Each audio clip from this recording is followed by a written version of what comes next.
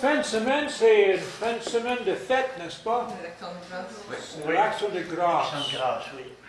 Et je trouve ça bon de mettre l'emphase sur ça ce matin. L'action de grâce. De remercier le Seigneur pour qu'est-ce que lui il fait. Et ça, c'est le but de l'action de grâce. Au moins au début, c'est un temps de remercier le Seigneur. Dans le temps, c'était pour les récoltes. Mais de prendre le temps juste de dire merci pour ça. Si on peut regarder dans le psaume 95, le psaume 95, 1 à 6, venez, chantons avec allégresse à l'Éternel. Poussons des cris de joie vers le rocher de notre salut. Allons au-devant de lui avec des louanges. Faisons retentir les cantiques en son honneur. Car l'Éternel est un grand Dieu. Il est un grand roi au-dessus de tous les dieux. Il tient dans sa main les profondes de la terre, et les sommets des montagnes sont à lui. La mer est à lui, c'est lui qui les a faites. La terre aussi, ses mains l'ont formée. Venez, prosternons-nous et humilions-nous, fléchissons les genoux devant l'Éternel, notre Créateur. Et nous sommes ici pour ça ce matin. Imaginez la grandeur de Dieu. Le verset 4, il dit, il tient dans sa main les profondeurs de la terre. Dans sa main. Bon, je sais, c'est une image comparée. Mais imaginez de dire ça, la grandeur de Dieu. Hein? Il est grand. S'il peut tenir la profondeur de la terre dans sa main. J'ai essayé de tenir une roche des fois dans ma main. Alors c'est ça notre Dieu.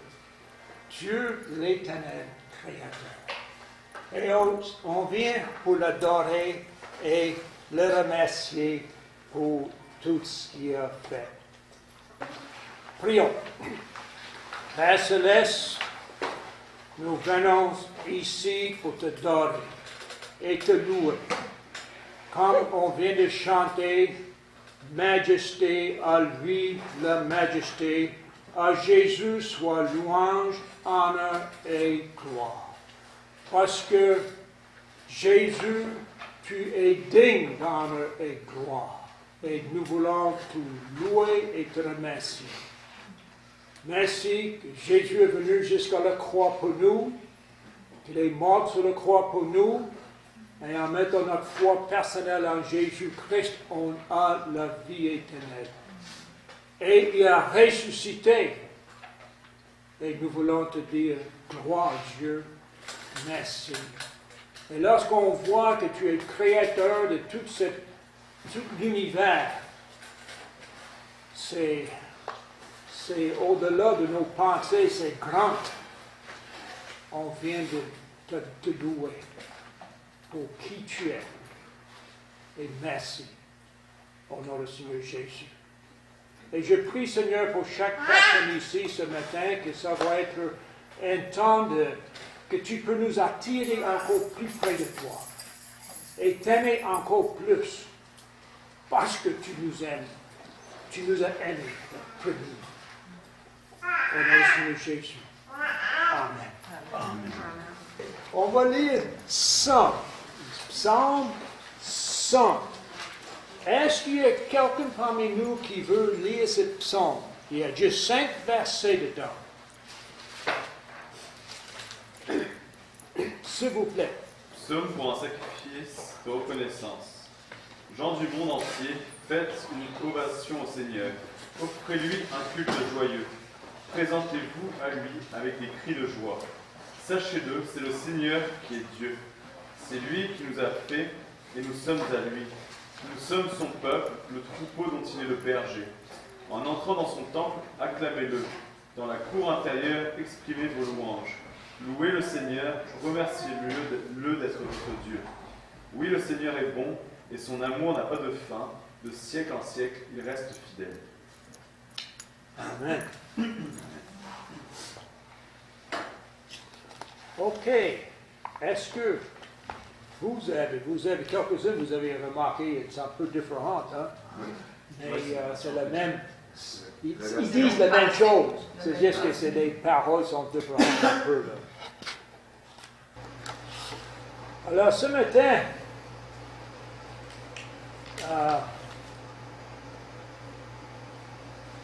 j'étais pour. Je pensais Galate, continuer dans Galate, mais parce que c'était l'action de grâce, moi, là, je suis un peu fort sur l'idée que lorsque c'est une fête, on devrait toucher ça parmi nous, spécialement quand c'est une fête chrétienne. Et trop souvent, il y a beaucoup de places qu'on saute dessus, et si nous, les chrétiens, ne mettons pas l'emphase sur certaines choses, qui va le faire? Hein? Et l'action de grâce aujourd'hui, parmi beaucoup de personnes, c'est une journée off. Puis il y en a d'autres qui ne savent pas une journée off. C'est au travail comme n'importe quel jour. Ici au Québec, c'est juste une journée off pour quelques-uns. C'est pas fêté comme d'autres parties du Canada. Parmi les Anglais, ils fêtent ça beaucoup. Et je peux comprendre un peu à cause de l'histoire, si on va dans l'histoire un petit peu. Là. Mais je trouve que c'est bien qu'on mette l'emphase sur l'action de grâce, de remercier le Seigneur. Pour quelques-uns, c'est juste une fête, puis une fête de famille, puis on vient, puis on mange, puis on a misère à se lever de table après. Puis oublie pourquoi. Pourquoi l'action de grâce? Et c'est bon que les témoignages apprécient ça, puis les passages, la parole de Dieu, qui loue le Seigneur parce que lui est digne de louange.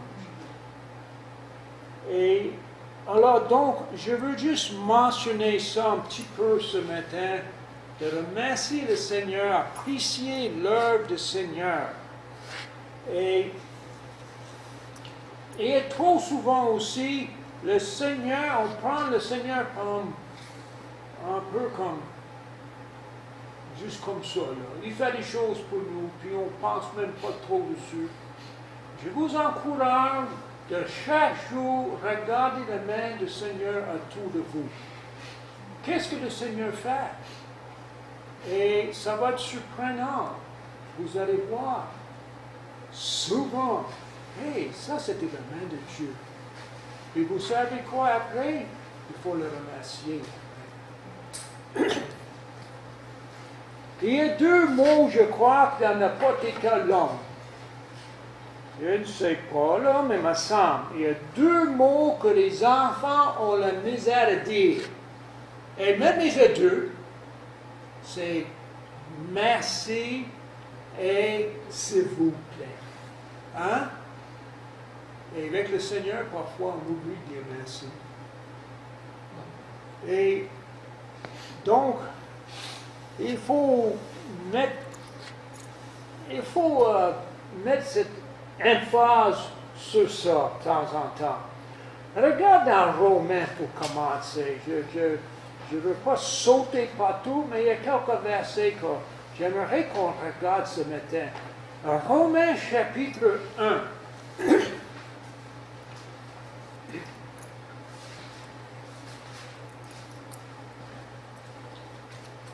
Et je ne vais pas expliquer le chapitre 1, vous avez déjà lu ces passages, mais regardez le verset 18. La colère de Dieu se révèle du ciel contre toute impiété et toute injustice des hommes qui retiennent injustement la vérité captive. Car ce qu'on peut connaître de Dieu est manifeste pour eux. Dieu les leur ayant fait connaître. En effet, les perfections invisibles de Dieu, sa puissance éternelle et sa divinité se voient comme à l'œil nu depuis la création du monde, quand on les considère dans ses ouvrages.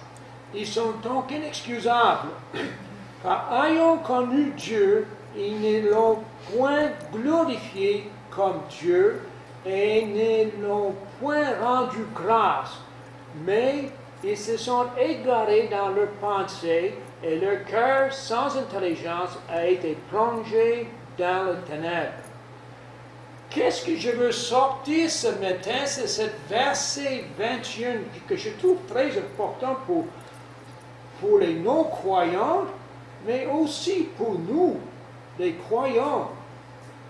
Car ayant connu Dieu, ils ne l'ont point glorifié comme Dieu et ne l'ont point rendu grâce.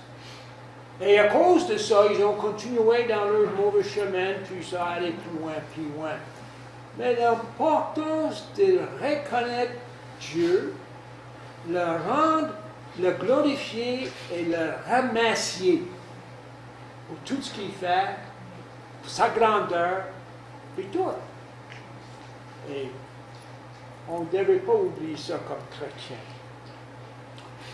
Avant d'aller trop loin, on devait prier pour le message. Hein? Et laisser le Seigneur travailler, parce que si c'est ma parole, ça ne vaut pas la peine. C'est le Seigneur qui doit travailler en travers de sa parole à nos cœurs. Prions. Seigneur, merci pour ce matin. Merci pour chaque personne. Nous prions, Seigneur, pour le message ce matin. Glorifie ton nom. Nous prions, Seigneur, que tu m'aides de m'exprimer, mais tu aides chacun de comprendre et aussi de mettre en pratique après. Parce que tu es digne et nous sommes ici et je suis certain que chacun ici sont ici pour te louer et te rendre gloire. Alors dirige en toutes choses. Merci. Au nom du Seigneur Jésus. Amen. Je peux dire, je trouve ça, me semble, ici, c'est, je trouve tout bien ici, là. Ça m'a fait sentir comme un grand prédicateur ici, là. C'est vraiment, j'ai prêché aujourd'hui, j'ai partagé la parole d'une église aux États-Unis, vous me donnez. Puis le gars m'a présenté comme un prédicateur international. Oh, j'étais tellement gêné après, là. J'ai dit, qu'est-ce qu'ils disent là? J'ai dit, tout ce que j'ai fait, c'est traverser la ligne canadienne. Ça fait penser un peu les petits aéroports. Les petits aéroports, puis ont une grande pancarte, aéroport international. Qu'est-ce que c'est? Un petit affaire de rien, puis c'est international. Ça ne marche pas. Mais il peut y avoir une vol peut-être par semaine, aux États-Unis. Ça veut dire qu'ils sont internationaux.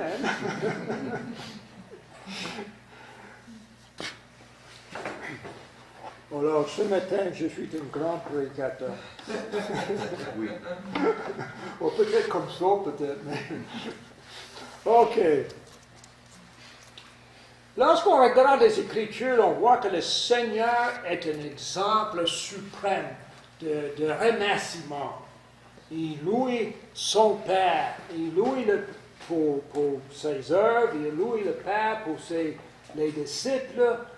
Et on voit aussi l'apôtre Paul qui remercie le Seigneur pour plusieurs choses. Même il remercie le Seigneur pour les ouvriers, les personnes qui travaillent avec lui, ou les personnes dans les églises. Alors on voit des exemples de ceux qui louaient Dieu. Et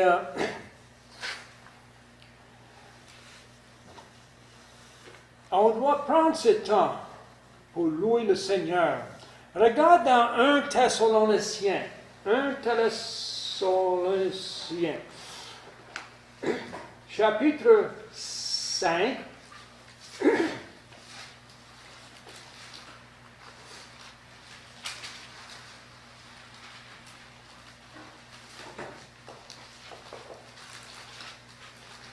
Thessaloniciens, c'est avec les 1. Colossiens, Philippiens, Thessaloniciens, puis c'est avec Timothée, avec les T. Alors, ça aide un peu de trouver les choses. Chapitre 5, verset 18.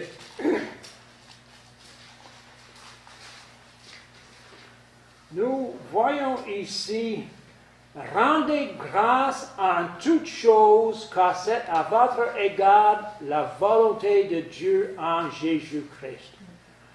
L'importance de rendre grâce ou remercier le Seigneur en toutes choses. Et si on regarde aussi Philippiens, ça c'est juste un peu avant Thessaloniciens. Philippiens chapitre 4 et verset 6. Ben, je devais lire versets 4 et 6 peut-être. Réjouissez-vous toujours dans le Seigneur, et je le répète, réjouissez-vous. Que votre douceur soit connue de tous les hommes, le Seigneur est proche. Ne vous inquiétez de rien. Oui, on va dire ça, c'est plus facile dit que faire, hein? Mais c'est ça qu'ils disent. Ne vous inquiétez de rien. Mais, au lieu que s'inquiéter, en toutes choses, faites connaître vos besoins à Dieu. On vient de dire ce matin que Dieu est grand, Dieu est fidèle, et il est capable de prendre soin de nous. OK, en toutes choses, faites connaître vos besoins à Dieu par les prières, des supplications, avec des actions de grâce. C'est important de prier, de supplier, mais n'oubliez pas de la remercier. Alors, c'est important de remercier le Seigneur. J'ai un petit commentaire ici que j'aimerais lire. Paul n'enseigne pas que nous devrions remercier Dieu pour tout ce qui nous arrive, mais en toutes circonstances. Le mal ne vient pas de Dieu. Et nous ne devrions pas le remercier pour le mal qui peut nous arriver. Mais nous pouvons tout de même être reconnaissants pour la présence de Dieu et pour le bien qu'il a accompli à travers ces circonstances. Je me souviens d'une étude que j'avais une classe, et peut-être que j'ai déjà compté ça, mais je vais le faire encore. Le gars était toujours en train de dire « Oh, remercie le Seigneur, remercie le Seigneur. » Sa femme avait la grippe, et elle ne filait pas. « Oh, femme, remercie le Seigneur en toutes choses. » Mais lorsque lui avait les grippes, il ne sentait pas trop remercier le Seigneur. Parce que lui avait une grippe d'homme. Mais on est facile pour nous de mettre les pieds sur l'autre personne. Mais lorsqu'on ne file pas physiquement, on ne file pas. Hein? Mais on peut remercier le Seigneur qu'en travers de la maladie ou d'autres circonstances qui arrivent, il est là, il ne nous abandonne pas et il va travailler en travers de cette situation. Alors, on peut remercier le Seigneur pour toutes choses dans ce cas-là. Ce matin, on va regarder dans Romains chapitre 11. Est-ce que vous avez besoin d'un break avant de commencer? Ça va? OK. Peut-être tantôt. Oh, mais le message ne va pas durer aussi longtemps que ça, là. Non, mais tantôt, on va peut-être un petit peu. Oui, après. OK, d'accord. Dans Romains chapitre 11, et je ne veux pas tout lire, mais il y a un passage ici, et il me semble que le pasteur a parlé de ça il n'y a pas longtemps. Je ne veux pas répéter qu'est-ce qui est dit, mais je veux mettre ce passage dans le contexte que nous parlons ce matin. Romains chapitre 11. Et on va regarder le verset 17 à 24. 16 à 24. Et il parle ici, dans le contexte, il parle concernant le peuple d'Israël qui il pose des questions même au début du chapitre 11. Dieu a-t-il rejeté son peuple? Et ils disent loin de là. Et il parle concernant le peuple d'Israël que Dieu n'a pas rejeté son peuple comme tel. Il y a toujours des personnes de son peuple, sur terre ici, Israël, les peuples choisis de Dieu, sur terre. Et Dieu a choisi ce peuple pour qu'il puisse accomplir sa volonté pour l'humanité. Il y en a qui acceptent le Seigneur comme sauveur personnel encore aujourd'hui. Mais le peuple a rejeté Jésus-Christ. Jésus-Christ était mis sur la croix. Mais à cause de ça, nous avons l'opportunité, les gentils, et ce n'est pas parce qu'on est gentil, là, c'est les non-juifs, c'est gentil dans la parole de Dieu. On a l'opportunité d'avoir l'Évangile. Et il utilise une expression graphée, des branches. Ici, j'aimerais bien que quelqu'un peut lire 16, s'il vous plaît, verset 16, jusqu'à 24, s'il vous plaît. Si quelqu'un peut le lire. Vas-y, vous lisez mieux que moi, alors vas-y, s'il vous plaît. Quelqu'un. À partir du verset 16. Hein? Oui, s'il vous plaît. Or, si les prémices sont saintes, la masse l'est aussi. Et si la racine est sainte, les branches le sont aussi.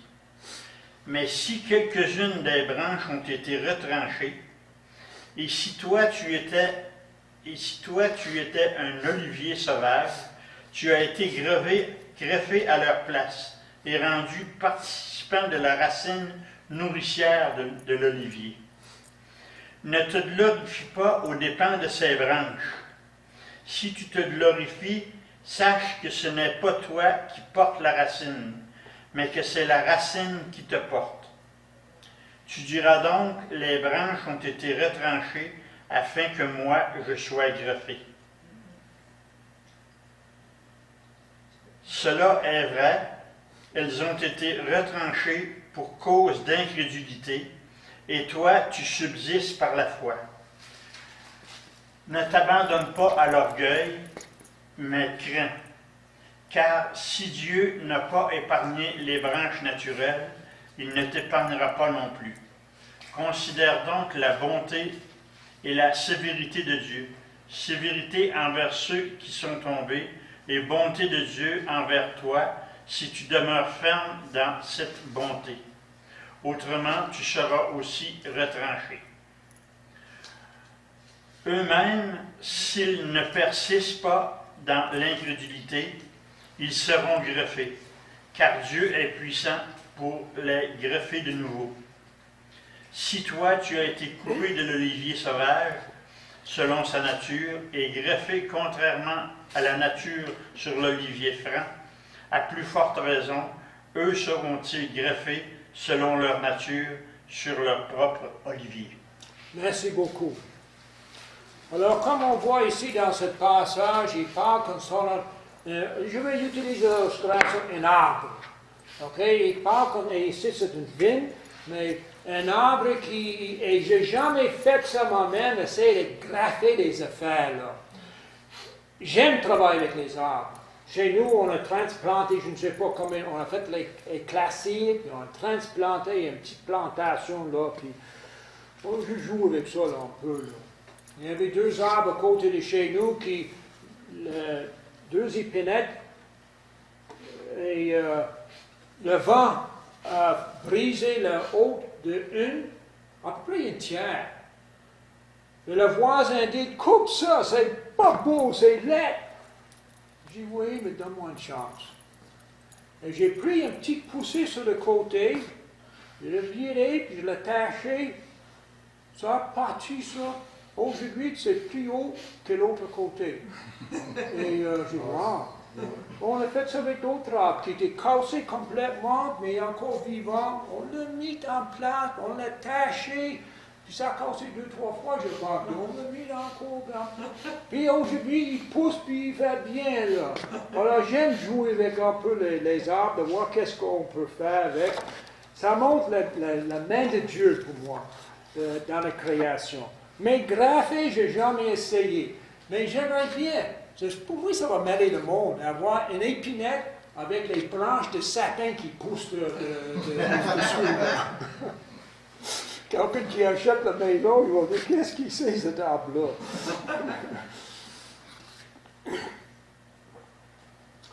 Alors, on voit qu'il parle ici concernant le peuple juif qui était mis de côté pour un temps, les branches qui étaient coupées. Et nous, les non-juifs ou les païens, étaient graffés là. Et on n'a aucune raison de se glorifier de ça. Parce qu'on dit qu'on est des oliviers sauvages. Et il nous a pris et il nous a graffés dans le vigne et on prend la vie des racines. La racine nous donne la vie. Et cette racine-là, c'est Jésus-Christ.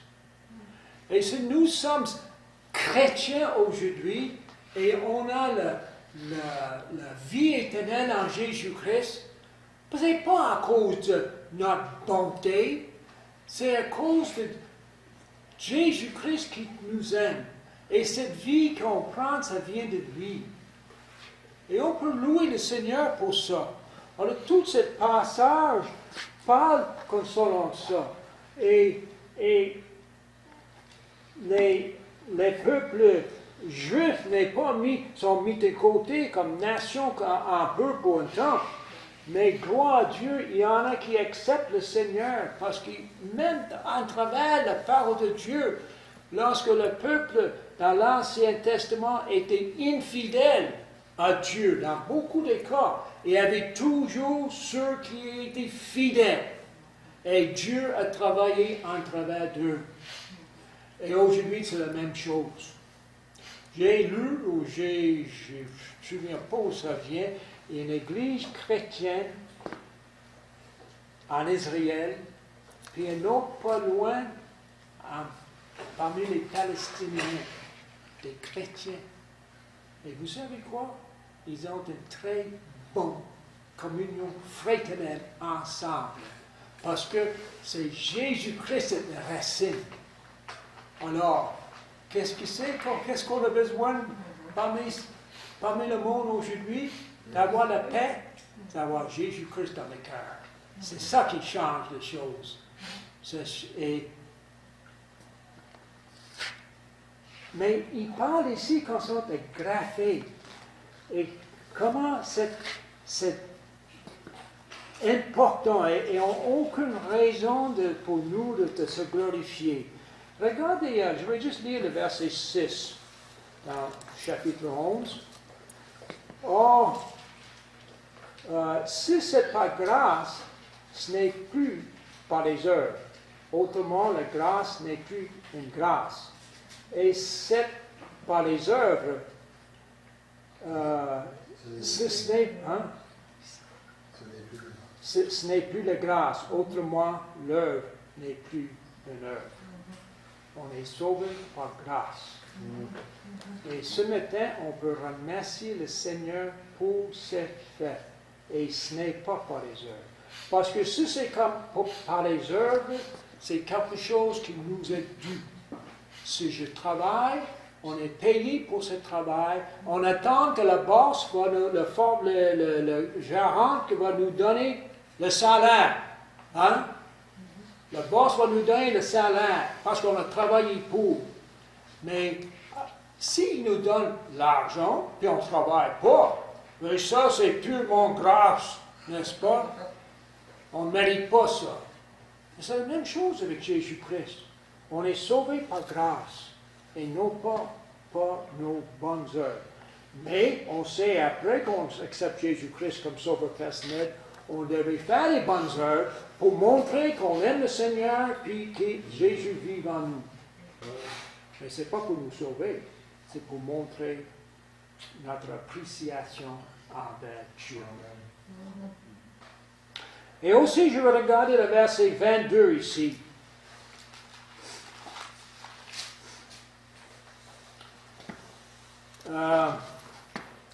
Considère donc la bonté et la sévérité de Dieu. Sévérité envers ceux qui sont tombés et bonté de Dieu envers toi si tu demeures ferme dans cette bonté. Autrement, tu seras aussi retranché. Oh, ça fait raison pour douter ici. Est-ce que c'est possible que nous pouvons, une fois qu'on accepte Jésus-Christ comme sauveur personnel, peut être mis de côté après? Oh, je vais lire notre commentaire. Si tu demeures dans cette bonté, fait allusion à une infatigable persévérance dans la foi. La persévérance démontre la réalité de la foi et elle se manifeste comme un fruit de salut et non comme un moyen de parvenir, un moyen d'y parvenir. Ça veut dire que si je vais persévérer dans la foi, pas pour gagner le salut, je vais persévérer parce que je suis sauvé. Et c'est parce que le Seigneur donne tout ce qu'il faut, et le pasteur est en train d'étudier ça dans Pierre. Il nous donne tout ce qu'il faut pour vivre la vie chrétienne. Oh, wow! Alors, je vais persévérer parce que je suis sauvé. Et je ne persévère pas pour être sauvé. Parce qu'il y en a qui vont être bien surpris après. Alors, c'est ça. Alors, on a des raisons ce matin de remercier le Seigneur et louer le Seigneur. Et donc, je vais juste lire 2 versets pour terminer.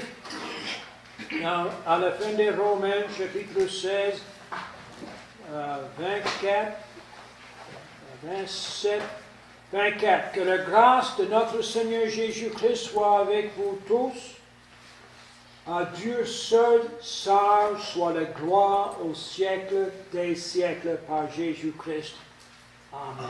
Amen. Que le Seigneur soit avec vous et bonne semaine. Merci. Et n'oublie pas d'apprécier et remercier le Seigneur.